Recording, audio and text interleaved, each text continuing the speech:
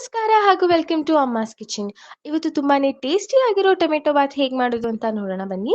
ಅದಕ್ಕೆ ಬೇಕಾಗಿರೋದು 5ರಿಂದ 6 ಟೊಮೆಟೊ, ಒಂದು ಬೌಲ್ನಲ್ಲಿ ಗರಂ ಮಸಾಲ, ಅಚ್ಚ ಖಾರದ ಪುಡಿ, ಧನಿಯಾ ಪುಡಿ, ಶುಂಠಿ ಬೆಳ್ಳುಳ್ಳಿ ಪೇಸ್ಟ್, ಬಟಾಣಿ, ಕೊತ್ತಂಬರಿ ಸೊಪ್ಪು, ಪುದೀನ ಸೊಪ್ಪು, ಮೆಂತ್ಯ ಸೊಪ್ಪು, ಈರುಳ್ಳಿ, ಹಸಿಮೆಣಸಿನ್ಕಾಯಿ, ಒಗ್ಗರಣೆಗೆ ಚಕ್ಕೆ, ಲವಂಗ, ಏಲಕ್ಕಿ, ಅನಾನಸ್ ಹೂ, ಪಲಾವ್ ಎಲೆ ಹಾಗೂ ನೆನೆಸಿಟ್ಟಿರೋ ಬಾಸುಮತಿ ಅಕ್ಕಿ. ಈಗ ಒಂದು ಕುಕ್ಕರ್ಗೆ ಎಣ್ಣೆ ಹಾಕಿ ಕಾದ ನಂತರ ಚಕ್ಕೆ, ಲವಂಗ, ಏಲಕ್ಕಿ, ಪಲಾವ್ ಎಲೆ, ಅನಾನಸು, ಮರಾಠಿ ಮೊಗನ್ನ ಹಾಕಿ ಫ್ರೈ ಮಾಡಿ, ನಂತರ ಈರುಳ್ಳಿ, ಹಸಿಮೆಣಸಿನ್ಕಾಯಿ, ಅರ್ಧ ಸ್ಪೂನ್ ಅರಿಶಿನ ಪುಡಿನ ಹಾಕಿ ಫ್ರೈ ಮಾಡ್ಕೊಳ್ಳಿ.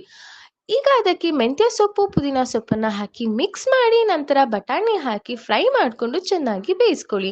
ಬಟಾಣಿ ಬೆಂದ ನಂತರ 2 ಸ್ಪೂನ್ ಶುಂಠಿ ಬೆಳ್ಳುಳ್ಳಿ ಪೇಸ್ಟ್ ಹಾಕಿ ಮಿಕ್ಸ್ ಮಾಡಿ, ಅಚ್ಚಕಾರದ ಪುಡಿ, ಗರಂ ಮಸಾಲ, ಧನಿಯಾ ಪುಡಿನ ಕೂಡ ಹಾಕೊಂಡು ಮಿಕ್ಸ್ ಮಾಡ್ಕೊಳ್ಳಿ.